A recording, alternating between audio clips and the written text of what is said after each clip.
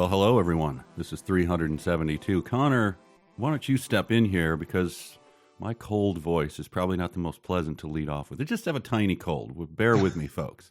Wow. Coming hot out of the gate then. But yeah, this is 372 pages we'll never get back. Mike has a cold. I'm Connor Listoka. I don't have a cold, but I've been reading Sean Penn all week, so I feel just sort of a general malaise. Like I'm weighed down by cynicism and a disdain for society that I must partake in, man, even though I'm above it all. So that's sort of what's been getting me down. And I'm really concerned about branding and just mindless sheep in society, man, plus all those people who I don't even know where I'm going with this. Well, on the other hand, are you enjoying the prodigious amounts of purple prose pouring from Penn's pen as he profoundly probes the prevailing propensities of his Procrustean protagonist? Dear God. Oh, my God. Wow. That was almost as annoying as some of his, I think. That must have taken a while. No, not really. I kind of just whipped it up last night to try to annoy everyone right off the bat.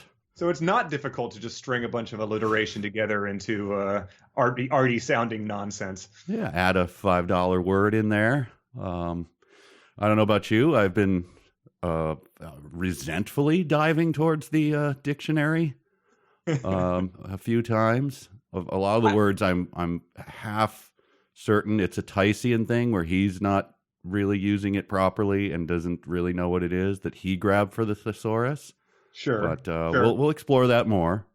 Yeah. And there's some things where the words do make sense, but maybe just not in the order that they're being used in. Like, this is just an interesting experience. So, I mean, let's dive right in. We are reading Bob Honey, Who Just Do Stuff by Sean Penn.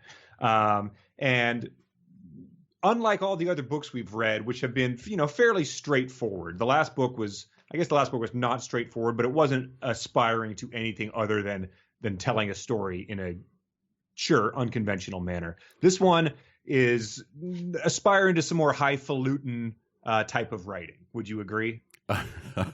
Yeah, I wish I had more knowledge of what it's aspiring to, because then maybe I'd be a little more forgiving. It's aspiring to annoy the living hell out of me is what it's doing. Yeah, but there are things where I'm reading it and I'm like, unlike any of Ernest Cline's sentences and any of William Shatner's, I'm not sure what a sentence means. I'm not sure what it's. I have that written out many times. Okay. So there'll be questions back and forth here. This will be an exploratory thing here where we both try to figure out what in the name of hell he's talking about. Sure. And, if this is probably going to open the door for people to call me an idiot for not being able to interpret the words of this prophet that we're reading. In a normal situation, I'd probably read something like some of the mixture of words in this and just sort of scan by it and assume that context will later make it give it more sense. In this case, I'm trying to figure it out. So there's been sentences that I've read 10 times to hopefully interpret them and then make fun of them. But it just isn't happening for some of these. Oh, yeah. And I back to your earlier point, I fully admit we could be idiots, but that's part of the mission of this podcast is books that we are probably going to hate. Yes. And that has certainly been the case in this.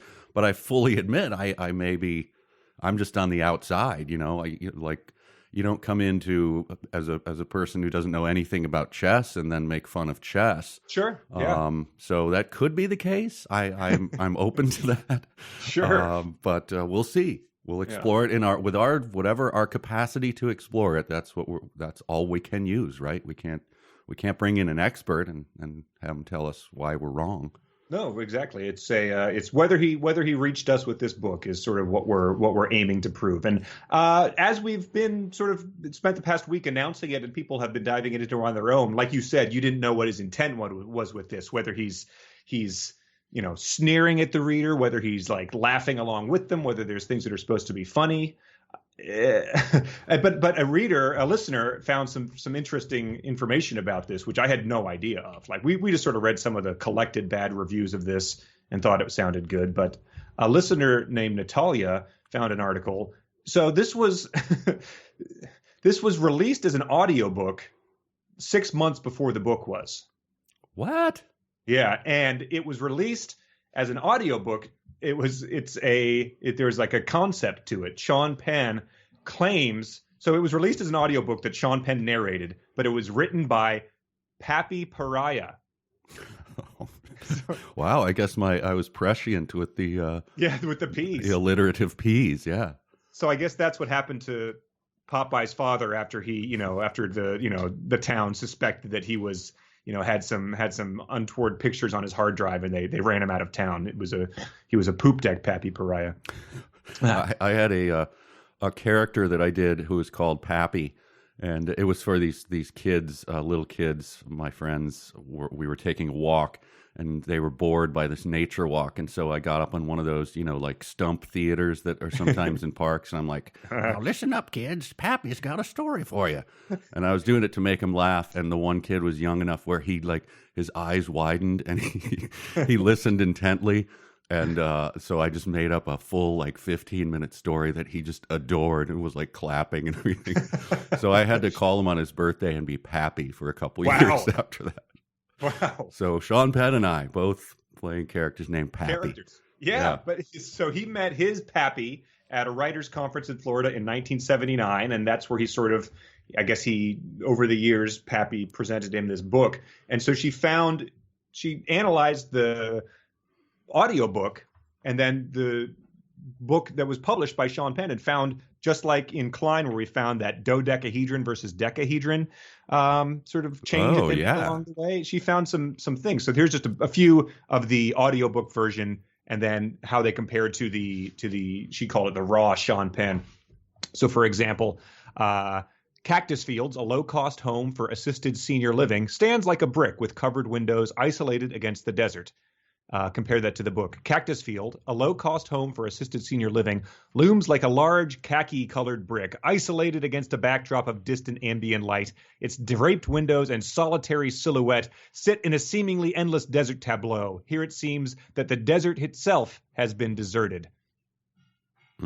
See, I had that sentence written down with a... Connor, you want to offer that a firm settle down, I assume? Definitely. I think that was one where I called back the college guy that I knew that wrote down rocket science is not rocket science, which I think, yeah. This is sort of this guy's that guy's bread and butter. But yeah, there was another one. He's talking about the grotesque elderly people that Bob is assassinating, and in the audiobook he just referred to their blotchy, colorless skin. But in the Sean Penn one, he says there's a blotchy batch of colorless dermal masks. Oh God! So yeah, he really penned it up for the non audiobook production. Who knows what the reasoning is for that? If it was a good editor or any other reason, but so that's a fascinating detail behind this whole thing. It brings to mind the famous line from Amadeus, Mozart asking of the king, "What's wrong with this? Why don't you like it?" He said, "I don't know, too many notes." and I think that's Sean Penn. Stop adding notes to your own. Stick with the Pappy. That's right. Pappy version for life. But yeah, I think we should probably just delve into it, because there's a lot there. And we should probably just tell anyone who's listening and not reading along that this is probably more adult than all of our other stuff combined. Yeah, it is in a stupid way. So I don't think there'll be a lot of material that's too, nasty or risque. It's just sort of super, super dumb in a way, but still, yeah, there are adult things will be mentioned, I guess. Sure. All right, but let's do that and move on. It starts with a couple of epigraphs that maybe they're from Edgar Lee Masters' Spoon River anthology, Ingmar Bergman and Jack Kerouac, and I assume maybe their meaning will come clear. Sometimes those do, sometimes they don't. But my just impression was that those three are like senior quotes 101 for starting a book off with, just attaching someone else's profundity to your own garbage. Yeah, you're going to read something super important here, people. Strap in. But so I wanted just to do a quick little guessing game. This will be you've read some of this already, but for anyone who's not listening, the first thing people noticed in this book was the table of contents, and it shows that you're really in for something special, just based on the chapter titles. So I wanted to, you probably know some of this already, but you can guess along at home with Mike. I want you to guess whether this is a chapter title from Bob Honey, Who Just Do Stuff by Sean Penn, or a chapter title from Moby Dick, the great American novel by Herman Melville. Okay. All right. Okay. So here's number one. Just guess right after the title. Midnight, Forecastle. I'm going to say that is Moby Dick. Okay. Going Aboard. Moby Dick? Correct. Nantucket. I'm going to say Moby Dick. Big Cock. You set me up Norm style for that, didn't you? So that one, Sean Penn. How about this one? The Deck Towards the End of the First Night Watch. Oh, yeah, I'm going to say Moby Dick on that. Moby Dick is correct. The next one. Sexual Dungeon. Wow, this must be later chapters. I have not seen that yet. So that's Sean Penn. A Bosom Friend. Oh, well, that's, he's talking about Queequeg. Okay, that's Moby Dick, yes. Mein Drumpf. That's Pappy all the way. Okay, how about The Crotch? That's got to be Pappy. No, that's Moby Dick. That's the one I thought that could have gone either way. How dare you? Two more. Debunking Camus. Sean Penn, yes, debunking the great author of The Jilted Youth. And then Of the Less Erroneous Pictures of Whales and the True Pictures of Whaling Scenes. Oh, that would be Moby Dick. Yes, that's not a trick question, but so yeah, as you can see, there's a little bit of difference, I think, in the subject matter and the tone of this book and Moby Dick. A little bit. But fortunately, unlike Moby Dick, he doesn't stop the narrative and give you 150 pages on whale taxonomy, which in the end I enjoyed, but it's quite jarring because you know the story of Moby Dick, right? And it's just he's chasing the whale. This happens. Sure. This happened. Yeah. And that's a good story. That's sort of meted out over so much other stuff, which is it's refreshing in a way once you're used to it. But man, I was jarred by that. Yeah, they don't write them like they used to. Yeah. All right. Let's dive right in. It starts with a prelude, and the prelude is sort of has some events that are later alluded to in the story before you meet Bob. But the first thing I noted that it begins on 9/15/2001, which is an auspicious time to begin any sort of novel, regardless of subject matter. Yeah. It endows it with a weight, which I'm not sure if he's earned yet, but it's not really addressed. But I guess it's just sort of weighted in this time period of the past 18 years. But it starts with a neighbor who's the first thing I was amused by was that it's a transcript, so it includes the stage direction. Loud dog barking renders caller unintelligible, which I think should show up in more books. Yeah, and also using my first thing that I noticed was the typeface. Like he's already padding this thing out with the huge font size on the headings for those things. Yes, absolutely. It's like 6 pages in, and there's 100 words at most. He's doing the old term paper thing. But yeah, it's a novella, really. It's 160 pages, and it's a tiny little hardcover book. So yeah, I don't know what we gain by this, but it's essentially sort of a Tom Waitsy what's he building in their scenario where the neighbors are concerned about their weird little neighbor because he's doing stuff like posting placards that say international airports boast morbid mannequins at duty free in his yard, and he's mowing his lawn at 3 a.m.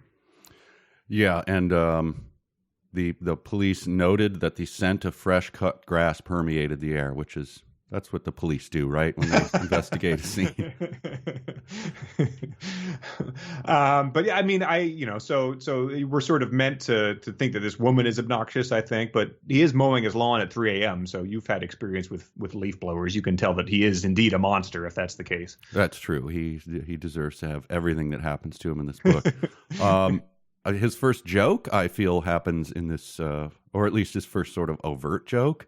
There was something that I thought was a joke here, so I'm interested to see if you picked the same thing. We'll call her Gladys Kravitz for us old people who know it's the nosy neighbor. Well, Okay. it's this hairdo of his. It's something like a Nazi or a woodshop teacher. So, big joke, side swipe at woodshop teachers, I guess. coming out of the gate strong with that. Yeah, I also thought that was an attempt at humor, which appear to be rare in this book and will be quite off-putting when they do rear their head, if this one is any indication. Yes. But that's just a curious opening. I don't really have much in that. Nope, that was it. There's just a yappy dog. It takes place 4 days after 9/11, and the neighbor's calling the cops on her weird little neighbor. Yeah. But then, speaking of titles, Seeking Homeostasis in Inherent Hypocrisy.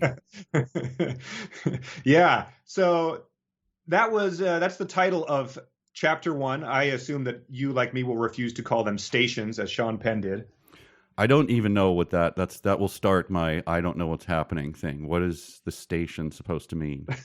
It boggles the mind. But the Seeking Homeostasis and Inherent Hypocrisy, to me, this book is going to call to mind a lot of things that I like or have liked. And it's going to be, the book is bad enough that it's going to make you question those things. So this just reminded me, I was like, this sounds like something like out of a Radiohead liner note. And so I grabbed a album, Hail to the Thief, which has a bunch of words on the cover. And indeed, you could just pick any of these words and string them together, and it would be the equivalent of Seeking Homeostasis in Inherent Hypocrisy.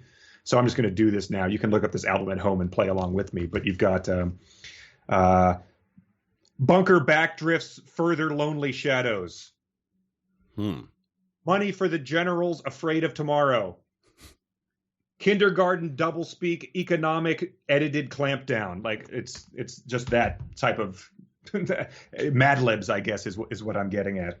Yeah, I read once, this is just something that I read, so I have no idea whether it's true, that a lot of David Bowie's lyrics were created by chopping up words from a piece of paper and throwing them on the floor and then assembling them again, and that's why you get his strange lyrics about, I can't think of one offhand, but, they sound a little like this, slightly alliterative. Talk about questioning techniques. His alliteration, as a youngster, I was a huge Edgar Allan Poe fan. Okay. And he poured on the alliteration. Think of The Raven is full of it. And it made me question whether I want to go back in time and punch a drunken Edgar Allan Poe in the face too. Yeah, I don't know. It's I think that I don't think you can truthfully, because like I mentioned Tom Waits earlier, and he's going to come up again. You can't really, if someone does a crappy version of something, it's not the person's fault that they did it way before the person decided to rip it off. No, I know. It just, it befouls the memory of, in a way. Right. But we'll shake it off. We'll be fine. We'll go back to our, the things that we liked, and we'll be fine with them. But for the time being, when you're in the midst of it, it's just that sour taste in your mouth. But yeah, the alliteration is the first thing that everyone has grown very quickly irritated with, and it comes up a lot for whatever reason, and I assume it continues throughout the book. But it definitely is notable, and it doesn't seem like anything other than a conscious attempt at doing something artistic. So it gets very irritating. Yeah, there's you mentioned it already. Here's another. When he gilded the lily on his earlier description of the old people. He accidentally, there's tons of alliteration in it. I won't read the whole thing, but the moist, sagging eyes illuminated by the rarefied strobe of a passing car. Dilapidated, sporadically visited parking lot. Portraiture of sagging faces falling in and out of indelicate light and shadow. Blotchy batch of colorless dermal mask. Bound by brutal boredom. But he repeated sagging in there, I think, 2 or 3 times, which I just thought, Wow. come on, you can't just Right. repeat you can't rhyme your own words, and you can't repeat words like that, as you're Right. doing this kind of hash of dark descriptions. When you're clearly using a thesaurus and dictionary on speed dial, there's no excuse for repeating words as opposed to finding a thesaurus.com one that starts with the same letter as sagging. Come on. Right, exactly. But yeah, so those sagging old faces are. I had that exact same thing jotted down, but the last sentence of that is their last life spark extracted from their oblivion, a reckoning of their uselessness in a world where branding is being. And that's following a sentence a few sentences earlier, calling them brandless beasts of yesteryear. And so these are the first of many anti-branding rants or asides that take place in this book. What does he mean by this? I mean, I didn't even notice the branding thing up front until he later sort of spells it out. Yes, in all caps. Yeah, I don't know. I assume he just means, that Commercialism? that vague, corporate America commercialism. Right. I assume that's all he means. The word was probably when he was first coming up with this idea, when Pappy was first coming up with this idea. Branding probably was a hotter term.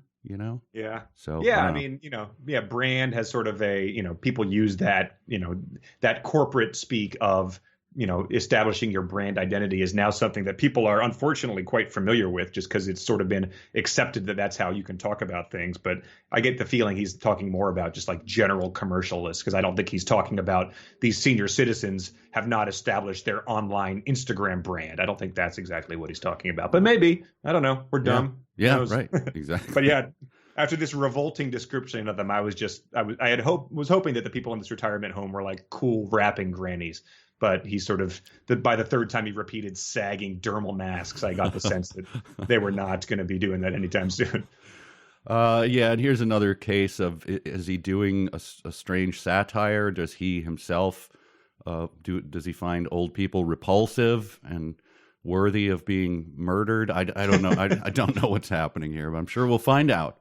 Yeah, we get a sense of that later. But yeah, he's essentially, we learned that he's like going into these old folks' home and he's popping them on the head with his carny mallet, and then he is driving away. It says a dull white Pontiac ignites its engines, rolls over the fissures of weed into the interstate and under its driver's breath.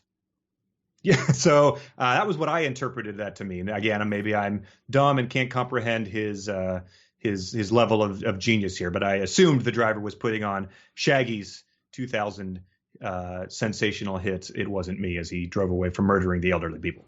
Yeah, I feel like he didn't even think it was needed the footnote.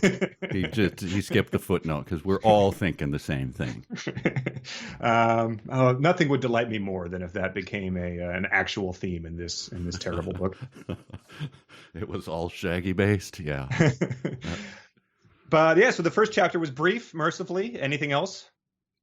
Nope, it's very brief and was puzzling to me. It fills in a little once you read ahead, but it's a joyless thing to try to go back and figure stuff out.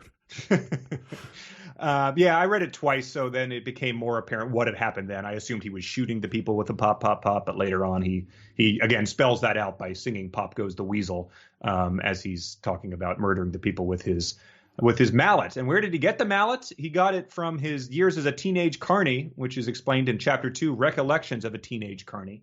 Mm-hmm. It begins with the sentence that triggered my first settle down in the book, which was, "It is the autumn of the age of reason." Yeah. That was a firm settle down. Someone said I might need to get a rubber stamp that says "settle down" for this book because there's going to be a lot of them. But that is I imagine that's an allusion to something, but I'm not going to look it up, and it really has no bearing on the rest of the chapter. So it bothered me. Yeah, and he starts off with a description of Bob Honey, who's on Sweet Dog Lane, previously mentioned, which for the first time made me think, is there something between the honey and the sweet and the... I don't know.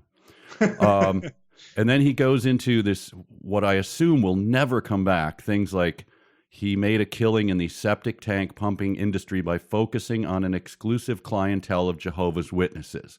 Yes. I assume a throwaway bad joke. No, that's a big deal later on. And then a brief monopoly on mail order merkins. Yeah. Which, again, a throwaway piece of, like, it causes you to go, ugh. But no, that gets expounded upon a little bit. And Airborne Ordnance Maintenance Company and Western Test Range, which just is a hash of words. Yeah. And he's also a former fixed-wing shuttle operator, which comes back again more than once to the point where it's like, are you expecting us to know what on earth that means? Yeah. I mean, I don't... What's not a fixed wing... I don't even know. And then like those old timey flying machines and that like where they thought you needed to flap your wings like a bird in order to make them fly. Yeah, fixed wing is just I don't know. Barge fireworks display purveyor. Mm-hmm. Yeah. So it's very much it's sort of fiction 101 of how to create a quirky character is what I took away from this. You need a weird sort of job that sort of people would look down their nose at from their ivory tower, but it's still sort of quirky. And you have he works for Jehovah's Witnesses, so you need to work with a sort of minority group in order to make it seem like you're sort of rubbing shoulders with interesting people. And so I made a game for people here. So I want you to give it a shot here of how to create your own Sean Penn literary character. Oh yeah, I like this. Mm-hmm. Okay, so I've got a dice here, and I'll put this up on the website for people to make their own, and then you can write a short story about them or something. But so there's 4 little categories. I'll roll the dice. The first one is a blue collar job that an Oscar winner would consider degrading, but it's still kind of quirky. And so I'll roll the dice and let you know what your character does for a living. Oh, okay, good. Okay. So 3. You are a part-time middle school janitor. Mm-hmm. And let's see who the minority group you interact with as a business interest is on the side. Okay.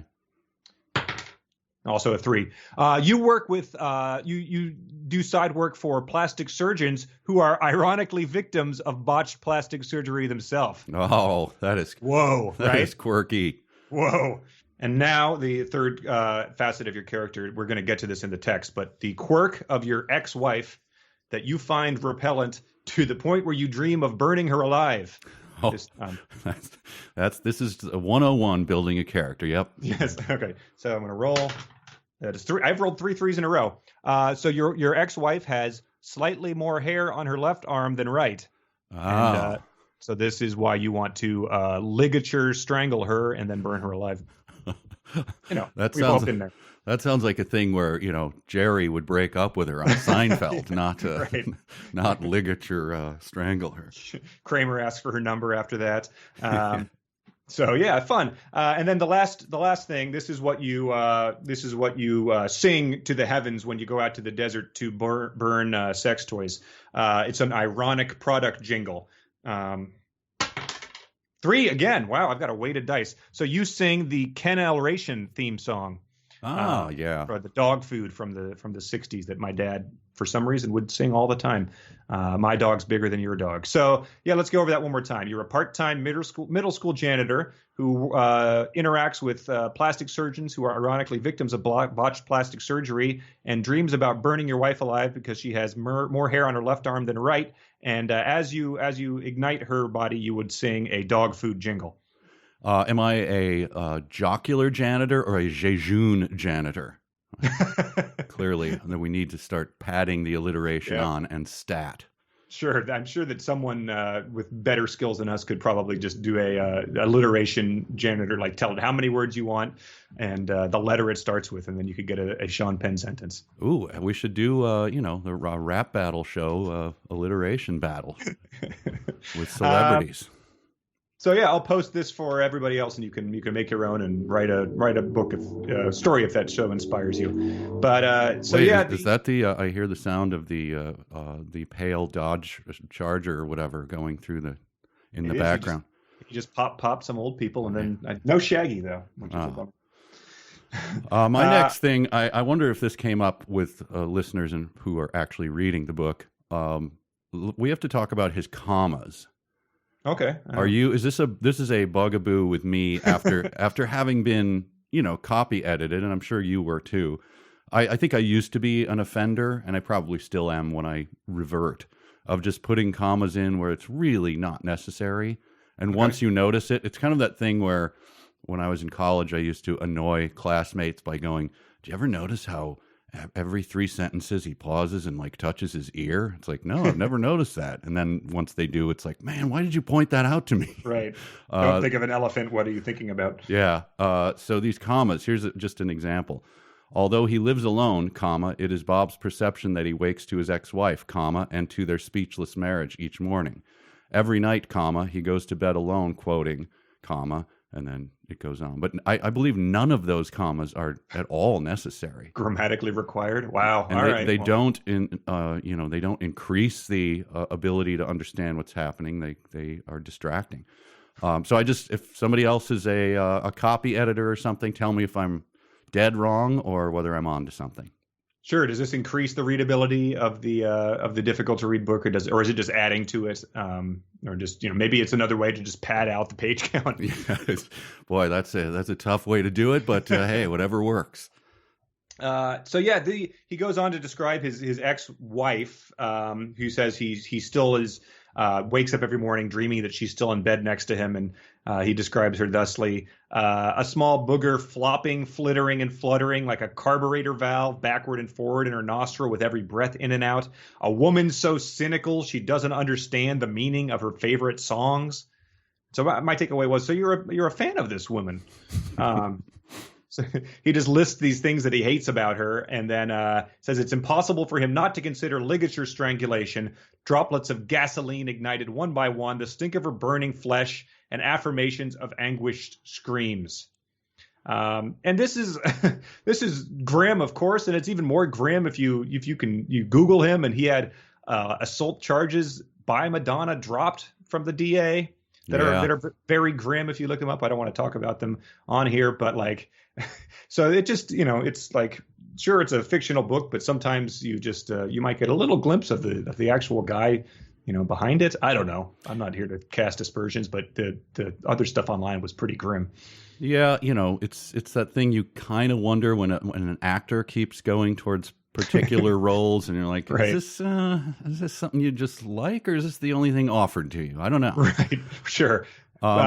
Here's the thing I need help on, and I thought I wish we had Sarah Silverman on speed dial, because this seems like he refers to her chub and red hair. Yes. I don't know what that means, and I didn't want to look it up because it feels like I wouldn't know how to search what that means. Sure, it could be bad news. I assumed it just meant her rotundness, her chubbiness. But it is one sentence set apart, so it's her chub and red hair. Yeah, that's what I settled on, is the least, that like she was a chub, and had red hair. But anyway, a grim portrait of this woman who then goes to have her own little quirk where she wins money in the divorce. She purchased an ice cream truck and cruises the upper end of Sweet Dog Lane in seeming avoidance of a direct encounter with Bob. And I was like, well, that seems like a very wise idea to avoid the man who wakes up every morning dreaming of setting you on fire. I don't think that she's the bad guy here, but I was glad that she had her own character quirk as well. Winning a ice cream truck in a divorce is mwah. Yeah. Here's a thing that made me think, the fanfic, I don't know which way this is going to go. Is it going to be hard or extremely easy based on this sentence about her? One who concentered candy smells to her crevices in the self-objectification seeking, that's a hyphenated word, of every random man's desire. This pursuit outweighed even her own existence in any actual elation that life might otherwise offer. That's just, see, folks, this is why this is hard. But when you're writing fanfic, I don't know. I don't think you have to make any sense. And so it could be very easy to fool anyone by just writing, like self-objectification seeking as one word. Yeah. So is that just sort of like implying that, he's calling her a she was unfaithful. She was trying to seduce men. Bob perceives her as a slut, I guess. But concentered candy smells to her crevices? That's a whistle blow and just everybody off the field, I think, at that point. And she's trying to, if she's putting candy smells in her crevices, sure, that's any man will admit that's of course alluring. But then the flapping booger like a carburetor valve might be the first line of defense to get past. Like that would be tough to ignore. When she's at a bar, you can see that two guys, one elbows the other one, and like, check out her chub and red hair. So, and then when they find out she's concentered candy smells to her crevices, look out, brother. Yeah, exactly. He's like, I know I promised I'd give you a ride home, man, but you got to take one for the team. The one thing that I noticed on this was another thing that I like, and this makes you sort of dislike a little bit more, was there's hints of Tom Waits here. I've got a selection of Frank's Wild Years isolated that I want to play. Oh, okay. His wife was a spent piece of used jet trash, made good Bloody Marys, kept her mouth shut most of the time, had a little chihuahua named Carlos that had some kind of skin disease and was totally blind.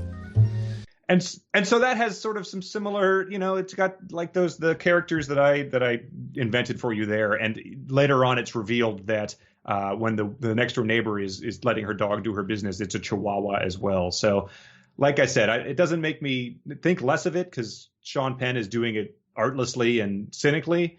But it sprang to mind. Yeah, my boys used to, because they were bigger fans of Tom Waits than I. Although in my youth, I listened to a lot of him and then it kind of drifted away from him, but they will play the game of just inventing Tom Waits lyrics, right, while we're driving places or whatever, or having a beer, they'll just start doing it. And it's a rather charming game. It's a fun thing where you're affectionate about, you can kind of, what Tom Waits is all about, and you can come up with him easily because he has a distinct style. But there's a charm to that, a ragged charm to be sure. But this just lacks any bit of charm to me. Anyway. Sure, yeah. The fact that it's a chapter about working as a carny drives that point home as well, because that's very much his aesthetic. Yeah. I have a sentence that I penciled Tice next to with a question mark. Oh. But when these considerations tickle the tumult of actionability, only then does he relinquish their delicious danger and find himself buoyantly liberated to move away from the definitively empty bed. It was just the tickle the tumult of actionability. Sounds very, like, I don't think he knows what that means. No. I mean, no one knows what it means, but but it seems like he used, the alliteration and then just hoped that the word tumult somehow meant what he kind of vaguely thought it might have meant. Yes, very much. And maybe his wife used to call him a slut. Right. And that could be why he's having all these fantasies. Yeah, Tice would have used two alliterations and moved on, like left it well enough alone. And God, I miss him. There is some other alliterations in this chapter where hence his life remains incessantly infused with her identity infidelity and her abhorrent ascensions to those constant salacious sessions of sexual solitaire she'd seen as self-regard. Whew. Yeah. Here's one where I just think like every single word use is just a little bit wrong. Open the gun safe in his garage and transfer the wood-handled mallet of his prior evening's exercise from Clorox bucket to water-billeted brazier. Yeah. It's just, what's happening? Why can't you just tell us what's happening? Right. And that's before you sort of understand what he's doing with the mallet, that he's using that mallet to knock people on the head to kill them. And I guess he's disinfecting it so he's always a serial killer, really. Yes. He's taking those precautions of the self-aware serial killer. But yeah, I thought a brazier was like a grill. So I was like, is he burning the evidence? But it seems like he has one particular mallet from his carny days that he's attached to. Yeah, and water-billeted brazier is I cannot. Can anyone picture that immediately, just off the top of your head? You got one? A water-billeted brazier.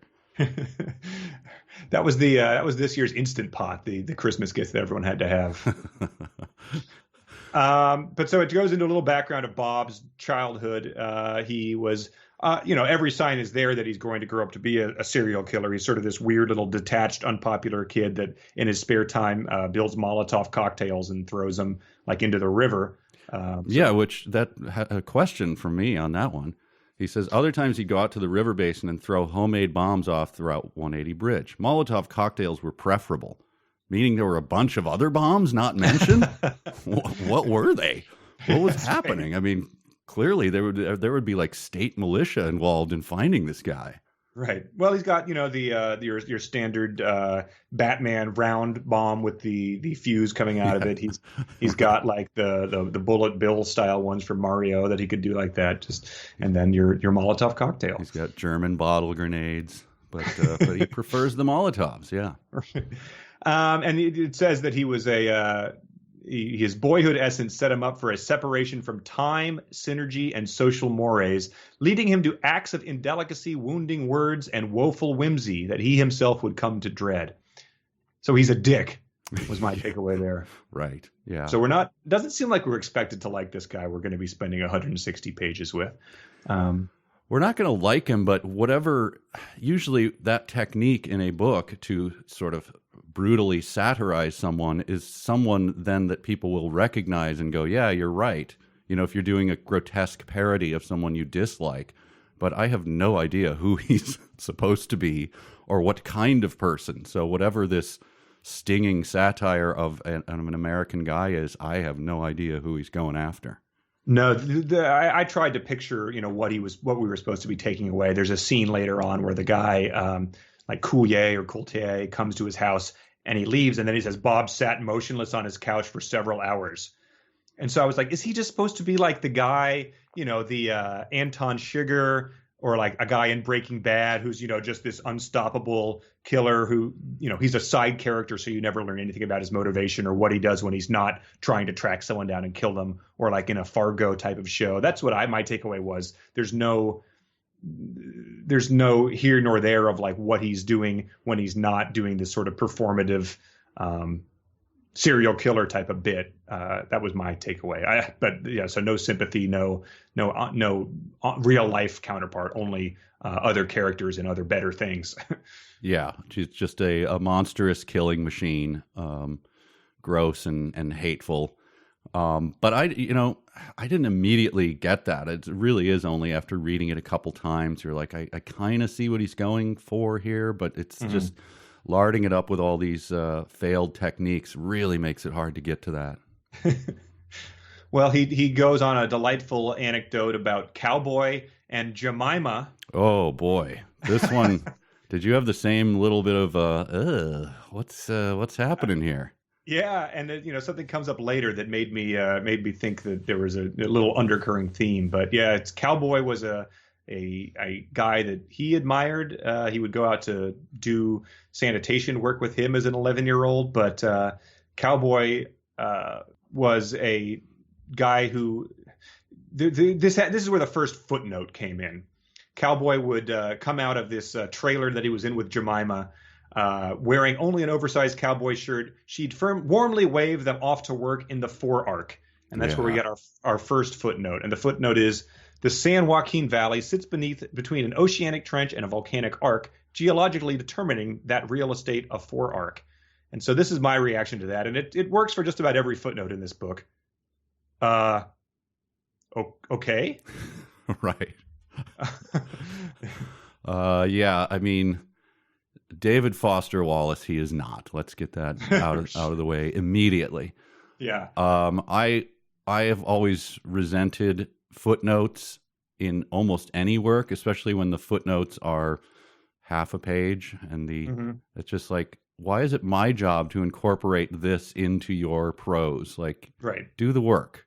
Do the work of, and why are you making me jump my eyes? This is not an academic text. Yes. The footnotes there only if later you want to check on it as you're doing your research. But come on, man, knock it off with the footnotes. Yeah, it's a lot of people wrote and said that they had never even seen him in fiction before, and I guess that's a good thing, because they do really sort of just they call attention to your stylistic choice, which is not something you really want to do.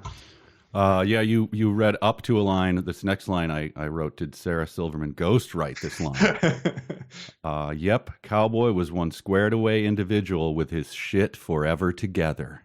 Wow. Yeah, it's just kind of an annoying turn on that one. Yes. But Cowboy is a short-lived character. It says, with Cowboy serving a state-imposed sentence for statutory stimulations and locked in stir, Bobby, 11-year-old, turned his thoughts to her, that beautiful black girl, Jemima, the one the neighbors had now branded as a whore. So it's just a fun little passage here. He thought of her beauty and the lure of her shaved and shapely cinnamon sticks. Yeah. Ugh. All right, so we got cinnamon, Jemima, whore. What are your thoughts here, Sean? Yeah, exactly. And then there's a later thing coming up. So just put a pin in that, and we'll come back to it when he indicates that a character had no interest in the underage ladies. Just it might be a case of protesting too much. Yeah. So he goes on to take employment as a kid carny in local fairs and carnivals, which I thought was good because it would be weird if he became a kid carny at the Macy's makeup department or Right. in the local soup kitchen. Yeah. And he goes on to say that's where he got his mallet from the Test the Strength game. It says, I'm not sure what's next, but it goes on back to the branding rants. It says, Bob, like any man, was introduced to evolving nemesis that began innocently enough with an opposing neighborhood's militia of dirt-clawed warriors and later graduated to the manipulations of mind mandated by a green-grabbing media. So, going to put you on the spot here. Yeah. In this book, is the media going to be a benevolent force for good that has, sometimes has flaws, but is really out there working for, or is the media going to be bad? I'm I'm 50-50. I think it could go either way. It's going to be a subtle pastiche. I don't know. I had that singled out because the in the middle of it the sentence Bob like any man was introduced to and then that horrible torrent of words. Sure. And that's a universal thing, Yep. Come on, we're both guys here. We both were introduced to evolving nemesis that began innocently enough with the opposing neighbor's militia of dirt-clad war. Come on, guys, right? Right. Yes, exactly. From blue collar guy at the VFW to your Wall Street futures weathers trader. That's something that was a universal experience. Yeah, it basically is a synonym for we all put our pants on one leg at a time, right? Right. Just like any woman out there is familiar with shaved cinnamon sticks. This and then coming up very soon here, I believe the first time we are explicitly called out as sheeple. Oh my God. I think all of us are. And here's the sentence. If the hope of an individual seeking human connection is to merge his or her mind's pursuit with the common interests of society, they might soon find themselves shorn while crooning Ba Ba Bilderberg. That was amazing. I gave it an interrobang, a literal wake up sheeple. Yeah. It's amazing. Oh. Like for that to be a cliche, 15 years in the making. I don't know when the first sheeple ever raised its head, but it's you can't say that online without mocking people who would have said that 10 years ago. So that was very funny to see in print. Yeah, but it just stings that he thinks my seeking human connection is to merge my mind's pursuit with the common interests of society. I mean, come on, man. Is that how you look at me? I think it stings that he has rendered me, just because I write manifestos about the Bilderbergs, as a sheeple. Like, this is actual stuff that's happening, and I don't appreciate that smear. Oh, well, so that's, the first slap across our face, but I kept reading on, even though I was a little stung by it. This one was good. This is something that might be a robot pimp disdainfully type of thing. Just add this on to anything in this chapter. Somewhere in the spaces of time, like the expanding and contracting fissures in hardened earth, sharply worn by millenniums of moisture, it seemed mankind had traded truth for treachery, both religious and commercial. And I added in, the 11-year-old realized.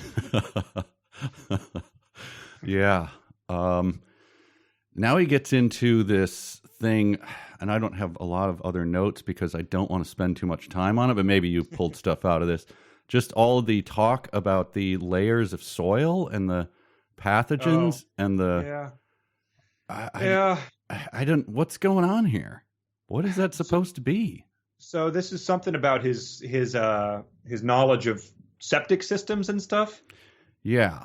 So this is his quirky career, as we've established. He's able to look at a house and have understanding of where the plumbing is going to be and how that will leak out of it. He is, it said almost without effort, could Bob synthesize civilian architecture, which reminded me of how one of the sons in Royal Tenenbaums, as an 11-year-old, has a preternatural understanding of international finance, which again is meant to be funny in that, but it's right. So yeah, he's sizing up the soil of these things, but then it ties it into, I did not understand this. There was a sentence from a Sunday sermon that had struck out to Bob from the basic precepts of Jehovah's Witnesses, who had built their system of belief and practice from the raw material. That phrase had summoned in him the singular entrepreneurial interest in isolating those churches' investment in his septic services as a pumper. I just didn't understand it. I didn't understand that. And continuing on, right after you stopped there, this had kept him far from the branding crowd and the technological advances of social indulgence, so circuitously enslaving those more supple of skin. Bob kept his skin supple on the worksite with latex gloves. A joke? This would be as a teacher, like a see me and a call the parents. What is this? I don't know what the supple gloves meant. I thought about Of Mice and Men, where the guy has that glove of Vaseline. I didn't know what the supple crowd meant if that was not Jehovah's Witnesses. I don't have a strong opinion or stereotype about their skin suppleness or lack thereof. I don't either. And I don't, was he talking about them? This had kept him far from the branding crowd. Who's the branding crowd?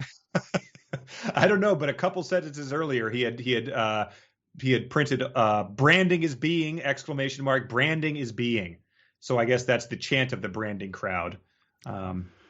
Okay. And here, sure. just more madness, people. Just bear with me. This chapter's almost over. Paired with an extraordinary auditory augmentation efficiency that came to Bob in equal parts handy and haunting. More on that anon. Oh, good, I might say to myself. His engineering acumen was unparalleled. What does an extraordinary auditory augmentation efficiency mean? I mean, hearing aid? Extraordinary auditory augmentation efficiency. So he's good. He doesn't waste money on hearing aids. I don't know. Some they have those like replaceable ones. Like my contacts are monthly contacts, but I don't replace them every month because that's ridiculous. I keep them clean, so I'm efficient in my ocular augmentation. Oh, okay, there you go. Sure.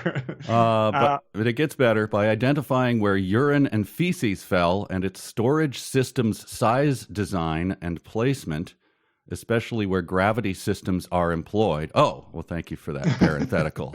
He could mentally x-ray the interior of a building simply by observing its exterior. So it's a superpower of knowing where urine and feces fell. Yeah. Again, am I laughing? Am I revolted? Help me out, Sarah Silverman. Help me out. I know where some feces fell. It was on the blank pages of Bob Honey Who Do Stuff. Pappy had first scrawled this on a wall in a shack somewhere. That was what made him a pariah. He was asked to leave the nursing home. I don't know. I mean, I guess it's supposed to be funny. Any character who works with plumbing is obviously deserving of our contempt, and it will make anything else in their life hilarious because they do things that we don't want to. I guess that's the takeaway. Yeah, it's as funny as the Honeymooners, right? He was the secondary character. Art Carney was a sewage worker, I believe. And sure. It's just inherently funny. You're right.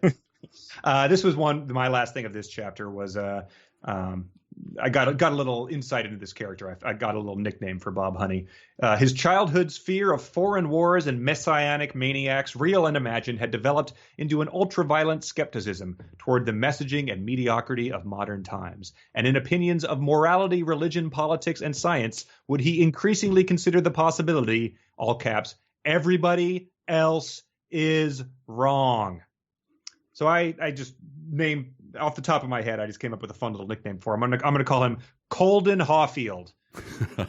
He's an original character, and he hates all these fakers and phonies in modern society. And it seems like that just is a name that sprung to mind. I don't know where it came from. Colden Hawfield. And his friend Zachley, who or his roommate. Didn't he have a roommate named Ackley? I remember him always going, "You're a real Prince, Ackley." Great. Yeah, so maybe he'll make that acquaintance in Iraq or something. Mm-hmm. But yep. So a grim character, and it seems derived from many other better sources. But we can move on to chapter 3.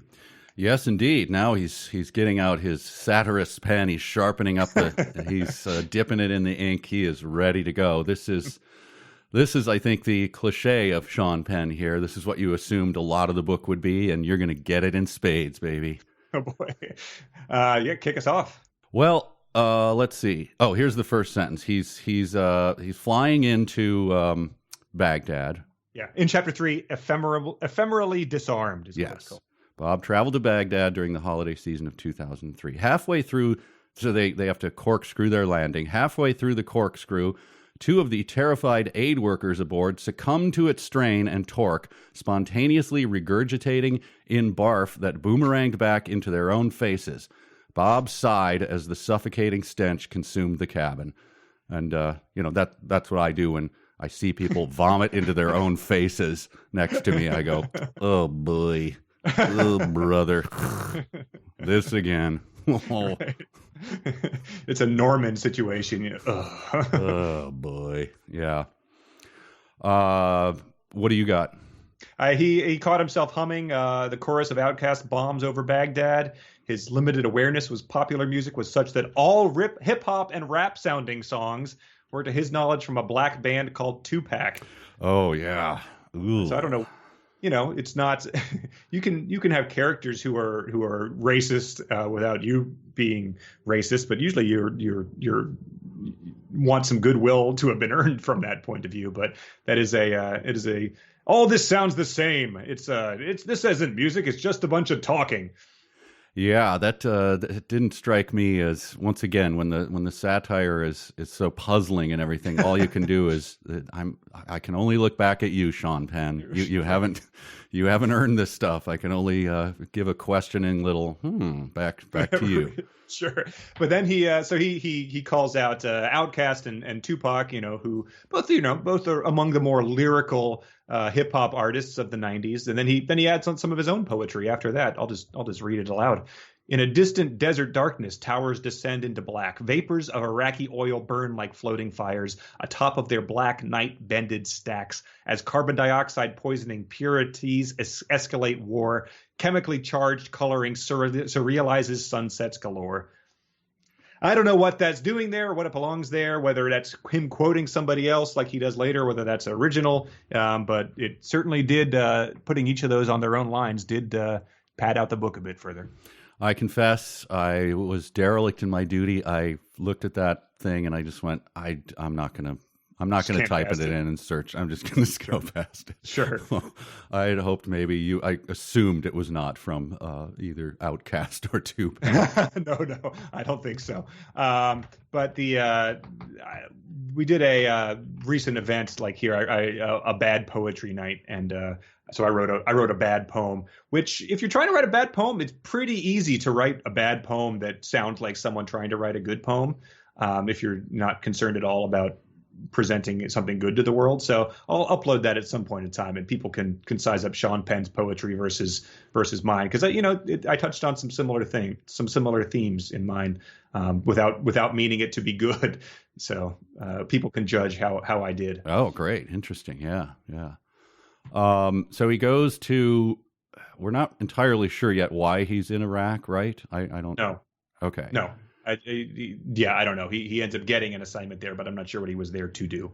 Now, then there's it's not easy to read, but for a while there are events happening, at least, which is a in some ways mildly refreshing, or not refreshing, maybe just slightly encouraging. Like, okay, maybe this is going to take a linear turn here. And so we get to a thing where he's accosted by these people. I'll just read it. Avoiding an escalation of scuffle, the Arabic monolinguists radioed their dutiful dragoman. That's when the New Guineans arrived and took jurisdictional control. There can be no wiggle room on the facts. Fact, grass-skirted Guineans patrolled and protected corporate sites on the streets of Baghdad following the shock and awe campaign of... So then we're just in a totally different area then. And it's just so disarming. Like, damn it, man, you were telling something that was actually happening. And then he stops and he goes and describes whales for 100 pages again, basically. Yeah, but in a very weird, if he was talking about, like, here's a little known fact about whales, like they're the only other creature who can do math. And this was studied by Professor Phineas T. Brinkridge, and like made up some nonsense that's meant to be satire, I suppose. Because he's talking about how they got New Guineans to come, essentially. So they're B-movie head shrinkers essentially in this world. Yep. He recruits them to come to Baghdad to patrol because they're the only people that the Iraqis or the Taliban will be scared of. Yeah, well, maybe I can make it clearer with this sentence. And so began the peregrination of tribal ops to contract in Iraq with Spearian flair, grass skirts, and bare feet. Ah, thank you. I must have glossed over that. Yeah. This I reevaluate in a whole new light what has just happened here. I hope that makes it clear. Yes. With that Baghdad evening's chorus of crackety-crack percussion from long barrel volleys exchanging in purlieu, the rhythm of multiple mosques, calls to prayer, and the occasional ominous offstage acatcolo of ill-tempered ordnance. And it continues on, but I am not going to. So I hope that's clear, everyone. And so what's going on here is another thing you could recognize things that are better that he's going for. And I guess it's that weird sort of surreal satire of, your DeLillos, your Pynchons, your... Like in Infinite Jest, there are these huge, like radioactive feral hamsters that are roaming the Canadian border, like that sort of thing. Like they're an aside, but it's so it makes me upset about that. But I also just realize it's a hacky version of that, so it doesn't. I don't know how to put my finger on what he's meant to be going for here from a literary technique, other than just like throwing that at you and being like, like get it. Yeah, I've read some stuff with what's the fantasy stuff being brought into magical realism. Magical realism, sorry. Yeah. A little just a soup song of magical realism thrown in just to show like I know what I'm doing here. I got you covered. Right. But done so poorly. This would be a visually interesting thing in the trailer for the movie of this book that they will never make, God willing. Yeah. And then he goes on describing their freshly slaughtered chickens and their tawi, a red fruit indigenous to New Guinea. Like, okay. I mean, I feel like he pulled in a thing that he quickly got out of control, and then he kept writing about the New Guineans. Like, right. Look, we don't care either way. You can stop describing down to the molecule how they act when they're in Baghdad. I don't need it. Right. It was on the verge of spinning off into its own book, it sounded like, and then he got reined back in. Pappy had to go to the early bird dinner, so he wasn't able to finish writing it that day. Yeah, Sean like roughly tapped him on the shoulder. Pappy, get back to the Baghdad. What, Sean? Get the Baghdad stuff. Pappy, I'm writing. Pappy, the Baghdad stuff. I'm writing about branding. Tell my grandchildren to call.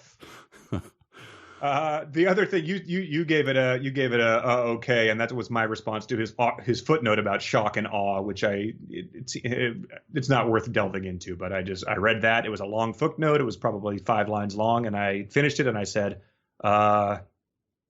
okay. Yeah. It was about sort of how the media didn't invent the term shock and awe, even though it seemed like they might have. That was actually a military term for doing what everyone understood it to be referring to. Yeah, I didn't understand that either because I never thought it was a media term. I believe that was is an old term, and I think they just used it as that's the initial part of a campaign. It's called shock and awe. I mean, I think in World War I, that's what they would do. Just ordnance for a long time to actually drain the enemy's will to fight. Yeah. All right. Well, thanks, Sean. Good Wikipedia text for us there in the context of your book. We get a lot more alliteration. Read a couple choice segments with government. I know what you're going to do. I got it written, so I just want to put my finger on it and see if I was right. Go ahead. All right, I've got three. So with government gifting grandly to these corporate gunslingers, be they of guts or greed. 2. Bob would leave emboldened, not as an entrepreneur, but as a fresh recruit to a program sublimely suited to society's solitary men. I assume they mean Neil Diamond by that. Graduated our traveler from his personal practice of practical patriotic vigilanteism. Did I get it? You have a different one? I do. Wow. All right. Hit me. Rather than linger in lengthy lines, Wader would make the long trek through the Anbar province, buying one precarious leader at a time along the way from the black market boys of Fallujah and Ramadi. Wader's whimsy for wheeling Wahhabist roadways was unsettling to his white war zone passenger. Go to hell. I had every W circled there, and that was just towards the end of the chapter, and I ran out of energy to transcribe. Yeah. But that's one that, at least in that one, it's what, like we said, the Mr. Woodcock theorem. He gave the guy that name in order to make the alliteration work. Yeah. God. Yeah, it's the Mr. Bat Guano in, if that really is your name, which is a terrible. You can't do that. Is that Dr. Strangelove? Dr. Strangelove, yes. Yeah, right, exactly. But I have the feeling that we're not going to be seeing too much of Wader later. Unintentional there, sorry. It did remind me, so just the artlessness of this, I have my final drop of the day I would like to play.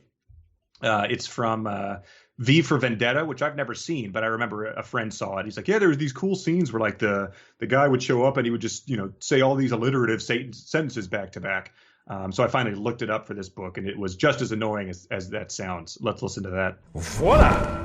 In view, a humble vaudevillian veteran, cast vicariously as both victim and villain by the vicissitudes of fate. This visage, no mere veneer of vanity, is a vestige of the vox populi, now vacant, vanished. However, this valorous visitation of a bygone vexation stands vivified, and has vowed to vanquish these venal and virulent vermin, vanguarding vice and vouchsafing the violently vicious and voracious violation of volition. Ooh, yeah. Yeah, it was bad. But so that's, that was movie probably came out 15 years ago. And I think that was based on a comic book from earlier. So it's been done, as they say. Yeah. So the last thing I have, if you've got anything else, is how the chapter ends. No, I don't have anything. It's talking about the neighbor. It says she'd satisfied the ire of her Snoopy suspicions by making a point of walking her Chihuahua, Nicky, by his house, eagerly encouraging Nicky to do his business there on his lawn. There is karma in this world. It can't always be understood, but in 2016, it would put on quite a show. And so I just wrote, strap in, folks, because we're about to get his opinions on the state of the world today. And if the first 3 chapters are any indication, it's going to be insufferable. Because I'm able to surmise what his opinion is going to be. But this book came out a year ago, and I feel like more than any other time we're in a day where things move pretty fast, and quickly get one-upped, and the news cycle moves on. So anything that was written a year ago about things that had happened a year before that is going to be it's not going to be something I really want to read, especially if it's written by Sean Penn. Yeah, old hot takes are going to be a little tough to exactly. Lukewarm takes. Congealed, yeah. Yeah. So yeah, that's going to be, whenever we get to that chapter, the mind drumpf, I feel like we're going to be in for some good stuff. Would you like to read some fan fiction, Mike? Oh, please. And now I bet they bitching cause my flow switching, trying to tell me what to write about some fan fiction. Can't they just be happy? I no longer have to face eviction. Okay. All right. I'm ready. I don't have my pencil. I'm a little worried. Uh-oh. Oh boy. Wow. Yeah. This one's going to be interesting. This one doesn't have the go-to things that we found in the last couple of books. And people are just read the first few chapters. They're still finding their stride, and we're learning his style. So we'll see. We'll see how it goes. All right. Number 1. Settling into the couch's dull embrace, he surveils through the strategic slice parting the picture window curtains. On Sweet Dog Lane, a pair of pubescently paralyzed pixies in spaghetti straps and one oaf in practical full dress for animal containment, Garrison Greens, lumber up the Mayo household tarmac. Bob hunkers in serenely expectant stasis, unexposed Viet Cong. The unlikely heroes transmit a disturbance to the Pella-branded door, a demand for canine surrender, and a fear of the greater good. Oh, I'm going to say that's real. All right.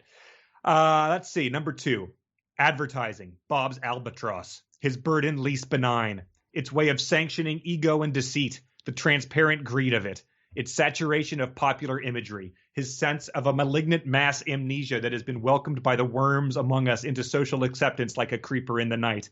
A country so marketed into madness, manipulated and aghast. Now comes it into craze, this ubiquitous shock and dismay, while witnessing fellow citizens fall witlessly to fascist forays. Oh, see, this is hard.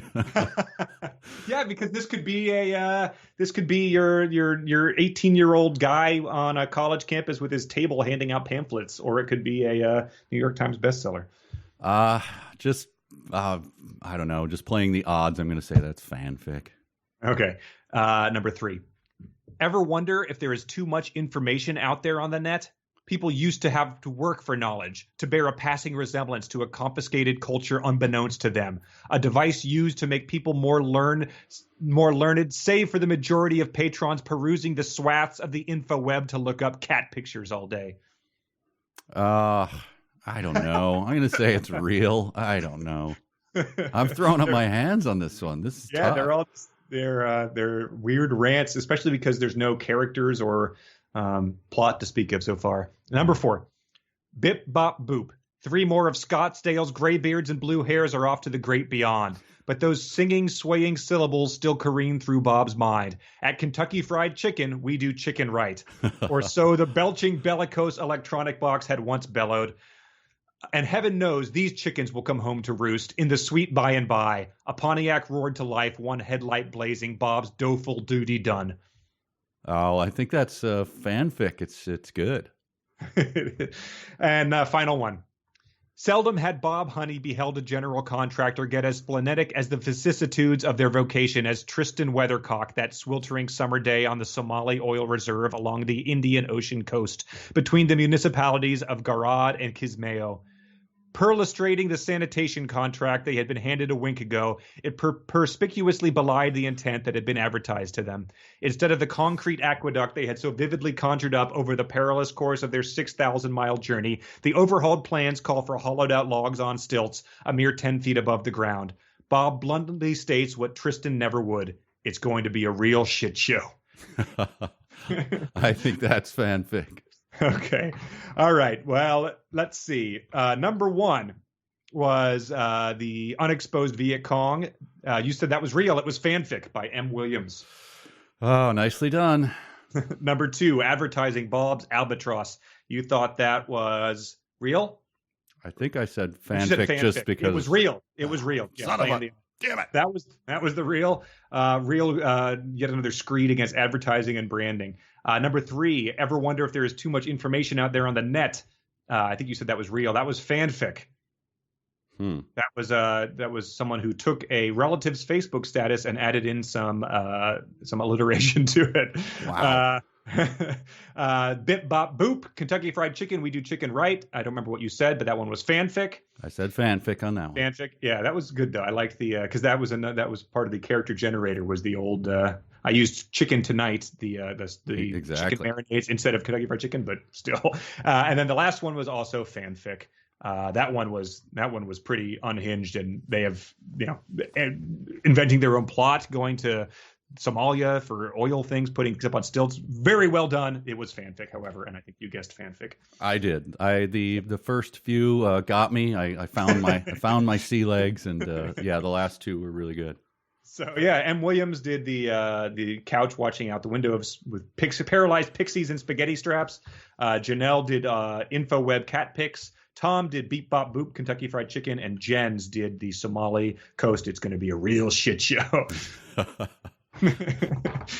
Oh man! Oh, good stuff, well everyone. Done, everybody. Yeah, I don't know. I might try my own, but I think we should maybe try at some point in time to parody this. See how it would go before it gets too far to the end. Yeah, before I get too bitter about it. Too.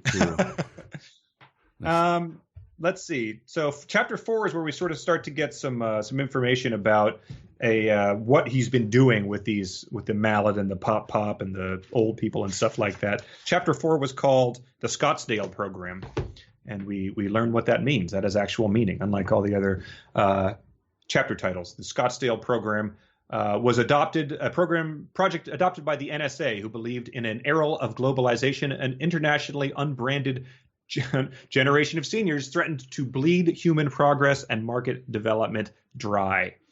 And he goes on, the EPA's covert section, whose data concluded that the extermination of high flatulence populations, parenthetical, old people, would lower levels of ozone-depleting methane. In simple language, an air grab, wherein air-polluting companies could expand production with a zero-sum exacerbation of environmental impact, a sort of sewer swap offered for the emission of one and the expulsion of the other. No harm, no foul, no fogies. Fantastic. Yeah, I noted right in this, there is a joke in this. I mean, obviously this is satire, but this one it reads like a joke. And so if you don't mind, I'd like to read it like a Jay Leno joke, if I could. Oh yeah, please. Okay. So you read a portion of it, but you didn't hit the punchline. I think you skipped ahead. Sure. Neutralizing pushback against the program from the pharmaceutical lobby were those in the EPA's covert section, whose data concluded that the extermination of high flatulence populations would lower levels of ozone-depleting methane. Kevin, ozone-depleting methane. This would be a boon to the industry. Huh? Huh? Wow. Yeah, that's his joke. Yeah. So it would be a boon to the industry? Yeah. Yeah, don't you get it? Neutralizing pushback against the program from the pharmaceutical lobby were those in the EPA's covert section whose data concluded that the extermination of high flatulence populations would lower levels of ozone-depleting methane. Now that you mention it, yeah, that's yeah. Now that you've explained it in theory, that it does make the joke better. Yeah, there you go. I missed it. Oh wow. Oh, but great. Like you said, it's satire though, and it sort of is it's not very subtle satire. No, it's very much aping a Jonathan Swift's Modest Proposal, which is, if you've read any satire in any, English class, that's the one you've read.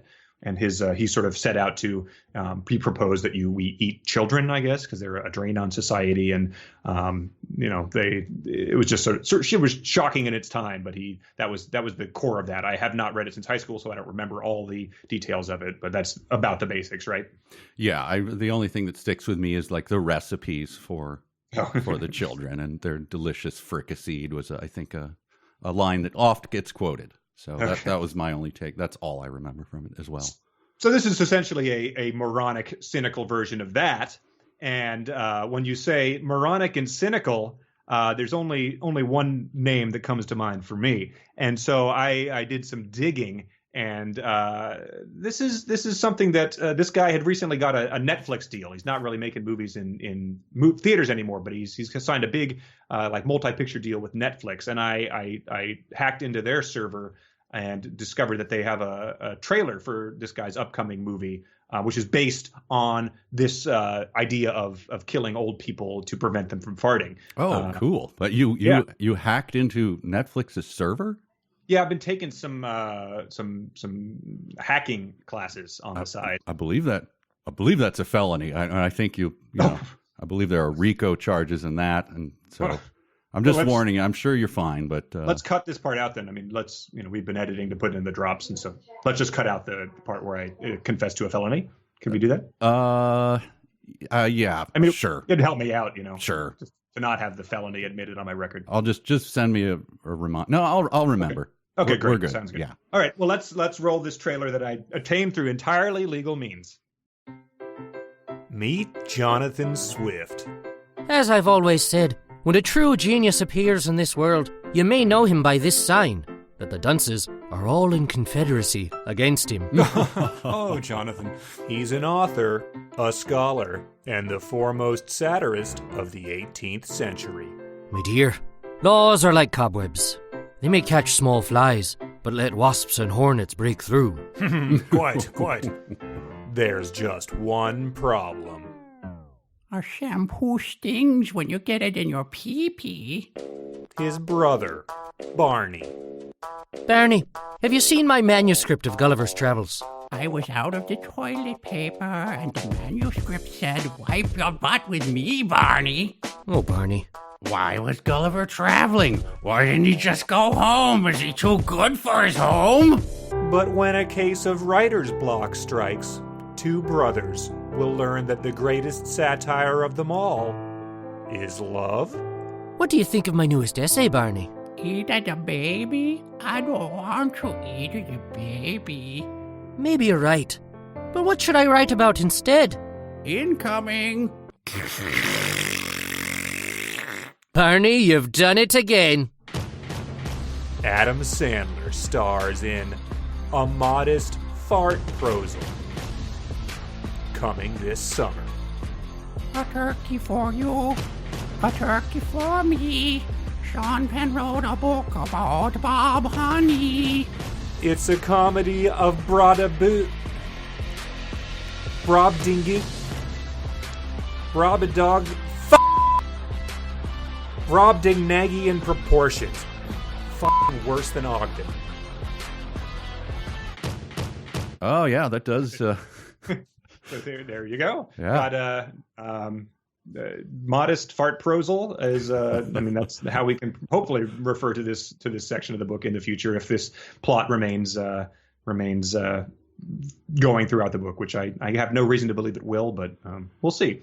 Thanks to my friend Sam who stepped in as Jonathan Swift. I told him I would plug his podcast. He does a podcast called Improvised Weapons, which is a D&D combined with improv comedy podcast that everyone should check out. Improvised Weapons. So if he was on it, so why didn't he just give you a version of it instead of you hacking into? Oh, I'm sorry. We cut that out. I'm sorry. Okay, good. Okay, yeah. I'll explain that to you off the air. Okay. All right. He could be in a Netflix show. He could have the role of Jonathan Swift in an Adam Sandler comedy. Of course, yeah. So yeah, that's what we get. He provided us with a aside about kangaroo meat that he deemed interesting, a designation that I immediately questioned. I don't know if that's worth dwelling on, but I guess old people were the second most killed for their meat thing after kangaroos, because kangaroos don't produce methane. I don't know. It's yeah. We're already a little weary on this. Here's a sentence in this that I mean, this is the one you just called out, but I invited this to roast forever in hell. And as a result, in the prevailing portfolio of per capita killing, the flatulent and significantly unbranded elderly under the Scottsdale program were second only to sweet meat kangaroo among biped land mammals being culled. Again, just, not giving us the clear meaning that he's trying to do, and larding it up with this stuff. It just gets so wearying. Yeah, especially because there's no real point to be made. Like, I mean, I guess, cows and methane are in the news again, but like this is something that everyone was familiar with, and no one really understands whether he's being serious about kangaroos not emitting them, and no one really cares to find out, I'm guessing. So it's bipeds. Great, thank you. Yeah. But this whole he's getting these targets from the New Guinean operatives in Iraq, and he calls a number and they tell him where to go with his mallet, and then he goes to pick up the payment, which is paid in $1 bills for some reason, because I guess it's quirky. And when he goes there, everyone who's picking it up or dropping it off is wearing gorilla masks to shield the identities. Oh God, you know what? I totally missed that. Oh, I didn't even write that down. I missed it. Yeah, it's another one that sort of is in there for color if there's ever a movie of this happening, but it doesn't seem to have much of a impact. It just makes me regret the time that I wore a gorilla costume on stage at the Riff Track show. Oh yeah, because it colors everything, doesn't it? It does sort of taint it, yes. Oh, I know why I was stunned by I was so taken with his reference to bi-monthly a Janet jet, white plain red stringer no tail number, And then there's a footnote on that. So that's probably that drew me away from the gorilla masks to scroll down 50 pages to get to the thing of what's a Janet jet. Yeah. And then it's just your Janet is a de facto name for a small fleet of government aircraft. Janet is said to be an acronym for just another non-existent terminal. Okay. I'll scroll back up now. Here we go. It really is. What a bummer. I mean, what a frustrating thing to do, and what a easily avoidable by any editor with balls to, like, we're not putting footnotes in this. Like, imagine the fight you have to put up to make such a stylistic choice that has no positive impact on your book. Yeah, I mean, I for a while was entertaining the thought of a sketch about the editor. Like he gets the. She's like, Sean Penn, we got him. He wants to write a book. We got him. And then he turns it in, and then the phone call is just not returned, and Sean Penn showing up at the office, and everyone like moves into the janitor's closet. Like, right. He's right outside. Guys, did you read it? Yeah. No one Someone wants knocks to. over a mop. Yeah. Oh, yeah. But they clearly did not edit at all. I'm sure they just printed. They hit print. Right. Well, yeah. Well, someone edited because the Pappy Van Winkle, Pappy Pariah thing got a completely different version for the audiobook. So you don't think he just went back in and said, I just want to, I want to add some ribbons and curly cues and spruce it up a bit? They gave it to him to take home, and he's like, I'm gonna do some peyote, and I'll bring this back over the weekend, and then that'll be. He talks about, so this is another sort of plot point, but a guy named Spurley Coultier shows up at his door. It is late afternoon on just such a day, following just such a knock. I didn't even notice the two just suches there the first time I read it. When Bob first opens the door to the gruesome burger meat grind of a face so ravaged by its history of adolescent acne that its pits and protrusions catch sharp shadows where horizontal light sneaks below his hat's brim. And I just imagine Spurley Coultier just being like, I'm just as God made me, sir. I cannot help this. And you have not described yourself in any physical thing either. So cast the first stone, you son of a bitch. I just pictured these are gigantic troughs and protrusions, pits and protrusions catch sharp shadows. Yeah, how deep is his skin here? Like, is it, gruesome burger meat grind of a face? I mean, Scream, I assume, like first seeing the Elephant Man, drop the soup on the floor and run. Right. And, if this doesn't translate into fantasies of ligature strangulation and gasoline burning someone alive, it's, brother, like what would? Come on. Previously, just a flapping booger did that. So yeah, maybe it's because he didn't have candy-scented crevices. That might have been what was preventing that from happening all these years. Well, he's got a hat on, but maybe he's chub and red hair. So we don't know. Chub and red hair. The morning zoo. Yeah. And then he says something. They stand there looking at each other. I'm sure Bob Honey is just so aghast at him, but he says, strangers on pause, yet as if awaiting their tines, tuning forks and violet rays of Tesla's coil. Might this, their meeting on this day, be that resident transformer? And then we get a footnote. A Tesla's coil, the inductor of coupling or magnetic phase synchronous couplings. The most basic resonant inductive coupling consists of one drive coil on the primary side and one resonant circuit on the secondary side, parenthetical, parallel resonant frequency. You have to throw your hands up at some point in time. That's not the only mention of a Tesla's coil either, so that might be becoming a theme. So read up on that, folks. Otherwise, this is not going to make any sense because we might not be getting helpful footnotes like that every single time. The only saving thing about this, I guess, and you really have to only look at it philosophically, is if you were reading a good book and someone tapped you on the shoulder and said that, you'd go like, come on, hey, knock it off.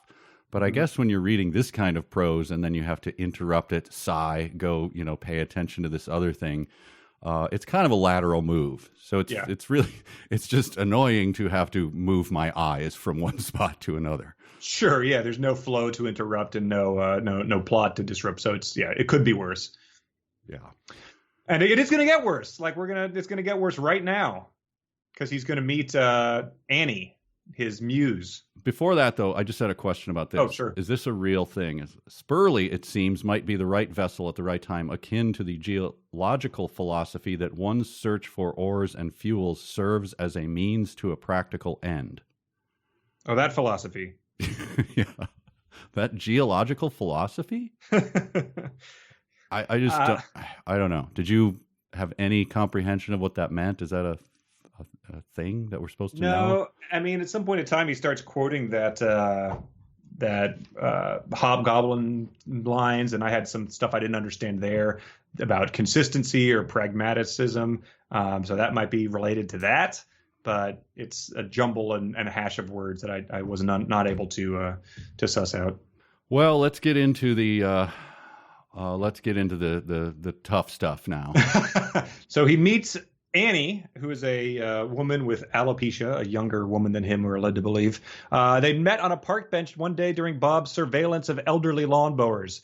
Annie says, "Hello," which for the rest of the thing, I just read all of her lines and portrayal as a Cockney lass. Yeah, Mary Poppins kind of a thing here. Right. And so they strike up a relationship. And this is where I want to call back to to Jemima, the cowboy's young cinnamon stick lover. She may have been young. She may have been even too young, but Bob never bothered himself with those distinctions. And later it says, never one for psychosexual infantilism or pedophilic fantasy. And you're getting this protest too much. Literally exactly what I wrote down. Yeah. Fool me once, but when it starts to become a theme, it's interesting. But often younger women have this characteristic. Effervescence lived in her every cellular expression, and she had spizzerinctum to spare. Mm-hmm. Yeah. I was getting the sense she might even be a little bit of a flibbertigibbet. Spizzerinctum? Now, yeah. I looked it up. Oh, wow. It is a real word. I mean, it's one of those. Yeah, it's like, expialidocious. A spelling bee word, yeah. Yeah, come on. I just called foul on that one. Spizzerinctum to spare. It's revolting. I mean, I guess she's sort of essentially his like manic pixie dream girl. She's the Natalie Portman in Garden State, or the Scarlett Johansson's character in that Bill Murray movie. I guess she just shows up and livens up his life with her quirky views and lack of hair and magical vagina, and then moves on with her. Yep. There's no dancing around it. Wait, hang on. I'm going to take a giant sip of coffee, and then you go through that list of her characteristics again. Mm-hmm. She had red hair and quirky outlook on life and a magical vagina. And... What's that now? So this was flagged by many people as the dumb sentence of the week, but what a magical vagina thought after exploring it for hours. Hairless, but magical. As revolting as that sentence is, try this one on for size. Annie had been that one brief break in the weather where his dullness dazzled a dame. Ugh.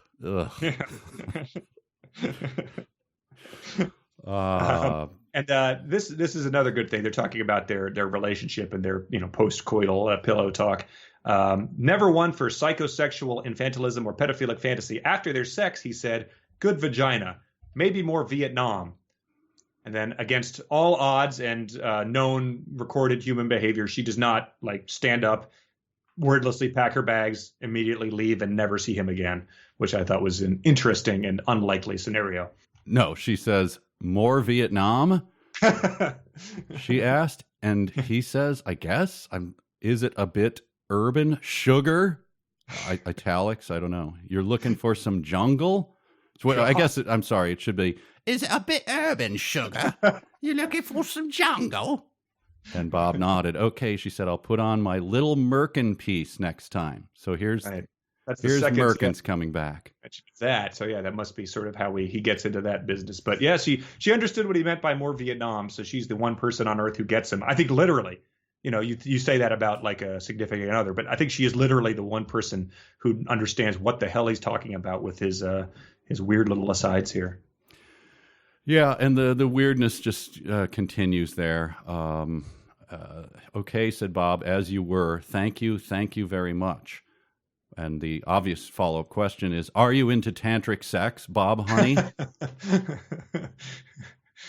And then, of course, the words that follow after when someone says that to you, what do you reply? You reply, of course, too much reading, said the so-slotted sugar. Ugh. Yeah. Ugh. Ugh. Ugh. Bah. Yeah, it is. It's revolting, and but she does not appear long for the book. I looked her up. She keeps coming up, but I don't know if she's an actual character. I was looking for fan fiction about her, but she leaves his orbit and goes on to send him just pics every now and then, and including the one of a 12-inch and girthy black dildo, which was discarded in Las Vegas beside a casino poker chip and some publicly planted greenery. So that might be something that you would assume would be never mentioned again. You would be wrong. And then this gets us into a rant, which is just another sort of, it's like kids these days, but also, I'll just read it. Bob felt from feline millennials the transmissions of Instagrams blitzing blazingly from all directions. The sensation of Roman arrows careening chaotically within his skull. No one spoke to anyone, and when they did, it was more about those anthropomorphic arrows than it was the natural air of organically human traverse. So is this what you, when you decided that you didn't want to use Twitter anymore, is this sort of what you, this is what you jotted down as you quit social media? This is. I went, hey everyone, hey guys, and then I wrote that, and and then you reactivated 3 weeks later, and then just to announce that you're only going to, I might be lurking a bit, but here are my thoughts, and tell me what you think. Okay, hit me up. For reasons why I quit this, please see my piece, why I have quit social media, page 46 of Bob Honey Hoodoo stuff. So yeah, that's a very weird and cannot be interpreted as anything other than a personal stance on the subject from Sean Penn.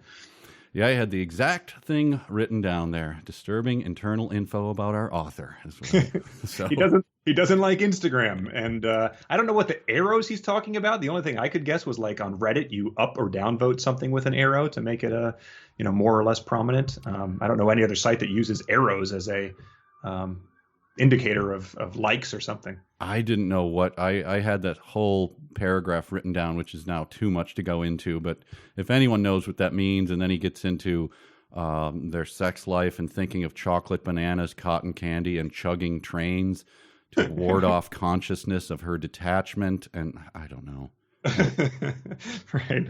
Yeah. At some point, like you said, you can only if you're doing a completely ridiculous story about someone who's so clearly not you, then you're afforded a little bit of benefit of the doubt with all that stuff. When it is so clearly you in some situations, it makes it hard not to assume that everything is. Right. Well, we can delay no further, I think, unless you have any more notes on. The last note I said was he refers to that girl and the glistening between her legs, and I just wrote down, it would be my worst nightmare in a world if a close friend of mine wrote a book like this and I had to read their musings and their descriptions of these type of activities. I could imagine nothing worse. Yeah, it's like the time a friend of a friend at a bar started describing some really gross thing. You guys ever do this? And then describes X, which is like jaw dropping, and you have to go, no, I mean, not at all. A very, very awkward situation. Then he brushed it off like he had just seen it on Urban Dictionary or something. Right. Yeah. So there we are. We're at Station 5. Station 5. Yep. Norm, could you read that chapter title for us? We've already covered this one, but this is Station 5, Big Cock. It's the name of our chapter. So yeah, that caught my eye the first time I glanced at this, and I wouldn't be lying if when I was meeting out what we should read this week, I decided to not end it after chapter 4, just so we could see what was going to happen with the chapter titled Big Cock. So essentially, Bob, he forgets about Spurley Coultier, and he heads to, based on the photo, right? He heads to Vegas? Yeah, I think it was Vegas. I mean, he's in, the San Joaquin Valley. I'm not sure what that is, but it's either Southern or Central California, which is another, you applaud the author for taking some creative steps outside of his worldview and where he sets the book. So yeah, he drives out to Vegas. It seems preposterous that you could track down this thing on the street based on this Instagram post, but sure, whatever. Once again, I think a joke from our author, but impossible to tell. But before that, he has a line here. Bob says this out loud. He says, "Moral schmoral, you kill coral," he comments to critics unseen. Mm-hmm. And I just thought, man, those unseen critics missed out on a real good crack there. Yeah. Boy, if those critics had heard that, they'd have gone, oh, he got us. Yeah, exactly. Boy, oh boy. Yeah. Bob doesn't talk too often, and when he does, it's not like he's saving it up for only chiming in when he's got a real good burn pan. Yeah, boy, come on, Bob, tamp it down. But I guess it was kind of him not to say it directly to the critics' faces. Sure, yeah, you never want to address your critics. It just you leave that healthy divide. That's what they're there for. They're there to criticize, and when you start retaliating to them, it just makes you seem sort of desperate and unsure of your own work. So yeah, just say it to your friends. Just don't take out a full page ad to call out people who panned your book or anything. Yeah, if you can't say something nice, This was a sentence that I had absolutely no idea what it was. He says he's talking about that quote from Ralph Waldo Emerson: "Foolish consistency is the hobgoblin of little minds," which it gets quoted a lot. Mm-hmm. And he says it's so aggressively arrogant. Bob thinks is the man or woman who lacks the will to adjust or compromise in the service of a greater good. He thinks of things political, their left, rights, and mutual wrongs. The cynical lack of substance to their reciprocal unequivocals. The cynical lack of substance to their reciprocal unequivocals. And I know what most of those words mean, and I just can't parse out what the hell that is meant to convey to us. Well, I believe it's an adjoining sentence with, literally have zero idea what this means. The leftists, he thinks, see themselves as idealists and intellectuals, hence they forsake inclusion of a right, be it in gaming, greed, or pragmatism. This forsaking by either side contributes nothing to a result real or ideal. What works, be that question or solution, is the be-all, end-all for Bob. I gave it 6 passes. I don't Right. understand. I don't know if he's talking about left and right politically, I assume, but the right seems to imply like actual rights. I don't know. I puzzled that one out too, because he sort of said, he's like, the left does this, but then he didn't mention the right. So didn't really finish the thought. It seemed like, I don't know. It just, I posed that reciprocal unequivocals to Lauren, who's not read any of this and is not going to. And she got very angry at me for even making her think about this, but she thought it might be sort of like not a slant rhyme or like, the meter, like it sort of is a rhyme, but she couldn't puzzle out what it was meant to convey other than being maybe a stylistic choice of just how the words sound. I think we had shockingly similar experiences, because I read to Bridget, like, what does this mean? And she gave it like one irritated moment of like, I don't know. And she went back to reading her book. Yeah, no, yeah. It was like visible. Like, what are you making me do? Like, before bed, you're trying to. This is your hobby, honey. I don't want any part of this. So yeah, he goes. He mocks those unstated critics. Something about carbon emissions. His mallets, increasingly mindful of his carbon footprint, he started calculating the grams per kilometer of his burnings and blowing up of old persons and other things, putting himself on a socially responsible quota of containment. So I don't know if he's mocking people, I don't know who or what he is, but I'll just keep on going. He goes to, and this was the crown jewel of the first 5 chapters, if I recall. At midnight on the reservation, he goes out to an Indian reservation after he retrieves the girthy black dildo. Bob is assaulted by animism in the swirling surround of desert and stars. He claws out a hole in the ground and sticks the dildo's base into it. With an X-Acto knife, he slices a small silver pea hole into its tippy top, then inserts the bottom of a white birthday candle into the pea hole, lights it, and silently adjusts its direction towards the North Star. And I put this down and I thought to myself, this book might not be very good. That was where it sort of occurred to me that this is, as I was being told this by an Oscar award-winning actor. Yeah, in fact, it was odd. This was the very thing that guy I was just talking about in the bar described. You guys ever go out to the Indian reservation and Got a tiny pee hole on its tip top. It was Pawn Shen. It was your old buddy who was Sean Penn wearing a big bushy. He was just testing material for this book. Wow. Yeah, this is all very, very hard to read. And obviously, I don't know. I see him, giggling like a schoolboy as he writes it. Like, boy, did I hit on something. I'm being naughty. And it's revolting and unfunny. This line especially, the schlong burns fast and hot as he listens for echoes of Emerson granting ozone amnesty. You burned mine. Sorry. No, but yeah, that's as dumb and as awful as they can be. The wicked, why me of the wicked witch, from prick to puddle. And then he sings the Oscar Mayer Wiener song. He's right on your formula there. He's and he follows that up with an all caps branding is being. And I guess it's an instinct of some of these guys. Like from what I gather, Gravity's Rainbow is very much about has like a lot of boner jokes and stuff in it. Like I think that's a central conceit of that is maybe a guy's boner can like detect these missiles. That might be wrong, but I think it's somewhat right. So I don't know why the satirists that he's aping have that desire to integrate the severe lowbrow with the highbrow, but I think that's very much what he's going for here. Yeah, I don't know. He thinks he's Chaucer or something, and he's doing a modern Miller's Tale. I don't know. He says the Western developed world, considered so rich in pride and possibility, more often than not kills beautiful things in the human heart. Whoa. Yeah. Think about it. I didn't think about it much longer than it took me to write woe. But and then he says, how is it possible for a white American to calculate positive or negative impacts on Middle Eastern matters? One could either passively advocate medievalism and intellectual poverty, or at best bow to moderate governments that tolerate a measure of both. And I just wrote, weren't we burning a dildo not 2 pages ago? Like whiplash from the thematic things here. Yeah, your professor would be going, okay, smoldering dildo guy. Does anyone else have an opinion on?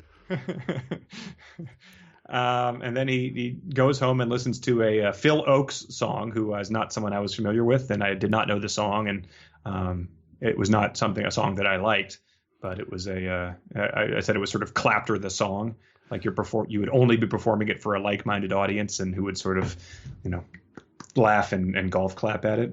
Yeah, I have a thing for Loudon Wainwright. He's on the very edge for me because he's the good version of it. I thought this was a poor man's Loudon Wainwright. Yeah, there's a cleverness to him, and I saw him once at the Cedar Cultural Center, which is a very it's based on a university. It's it's on a college campus basically, and I went to see him once, and he had a one song that I think it was about men, and it's a parody song about men, and some people were kind of like lightly booing him, and then but the next song was insightful, and at the end of it, a crowd around me at the same time went That was the reaction to it, and I just looked at Bridget and we're like, do you want to stay, or should we get going? I can't take to a song. I just can't take that.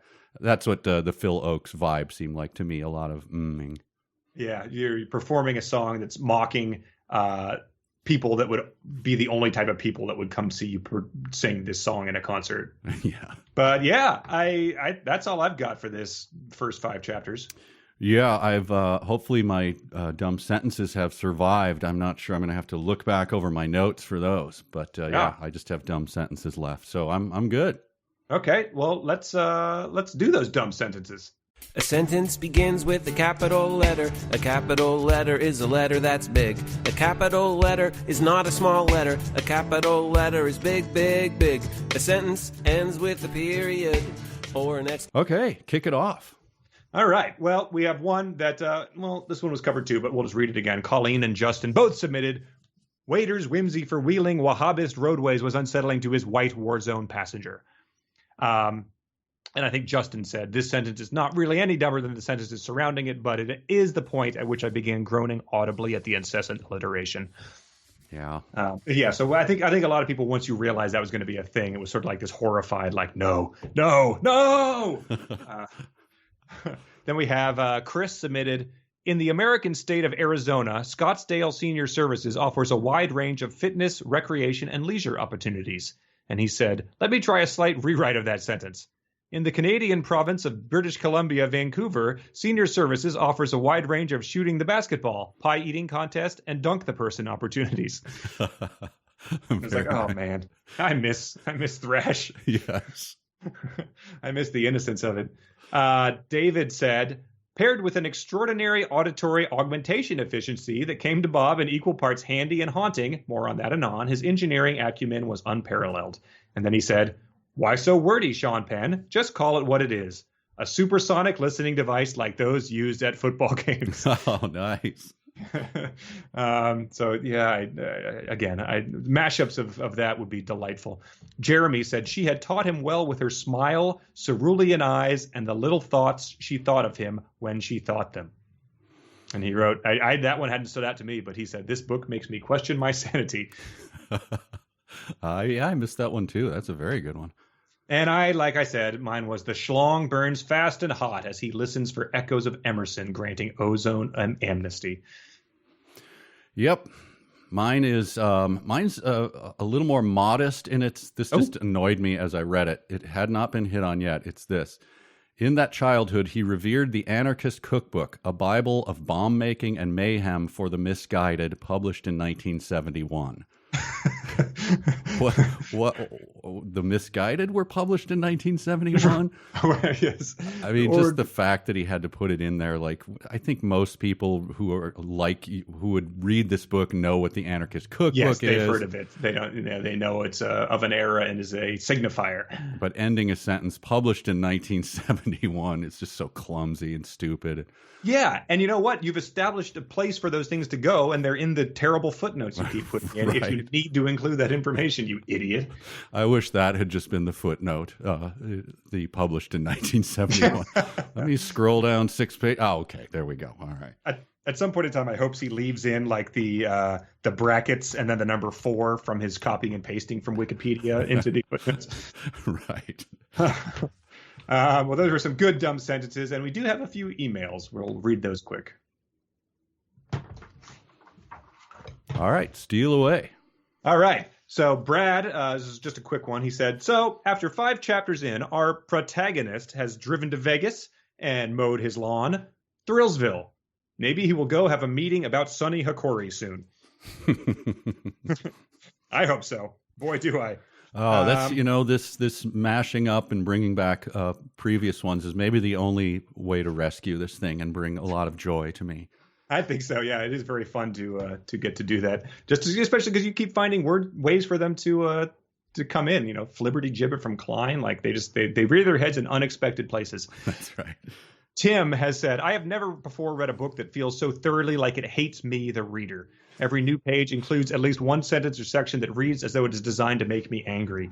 If the narrator/narration is supposed to be Bob's internal monologuing, it's doing a great job of ensuring I have no sympathy whatsoever for him. It is supposed to be a neutral, omniscient, outside entity. That entity has to be cruelly and thoroughly laughing at everyone reading this. This is way worse than 64 Squares, which at least felt charming and sincere, although horrible. This feels like being the target of a high school bully. Boy, that is well said. I think we've been saying that in different ways throughout this podcast, but well stated. Really, really true. Hating the reader is not something that you really want to be accused of. Yeah, it permeates every sentence. And this is just one that Adam sent in. He I guess looked up some reviews of this, and I'll just read a little bit of it. But someone on Goodreads went to town with their review.